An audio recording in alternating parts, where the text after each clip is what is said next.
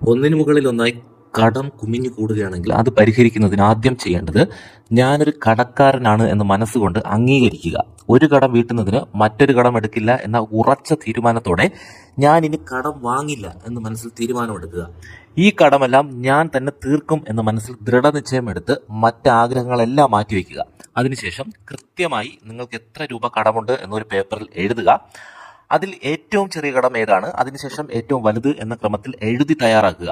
ഇപ്പോൾ ചെയ്യുന്ന ജോലിയിലുള്ള വരുമാനത്തിൽ നിന്ന് എത്ര വർഷം കൊണ്ട് എനിക്ക് ഇത്രയും കടം തീർക്കാൻ പറ്റും, അല്ലെങ്കിൽ ഇപ്പോഴുള്ള വരുമാനം കൊണ്ട് ഈ കടം മുഴുവൻ തീർക്കാൻ എനിക്ക് പറ്റില്ല എങ്കിൽ കൂടുതൽ വരുമാനമുള്ള ഒരു ജോലി കണ്ടെത്തിയ ശേഷം ഏറ്റവും കൂടുതൽ പലിശ നൽകുന്നതും ചെറിയ കടങ്ങളും അടച്ചു തീർക്കുക.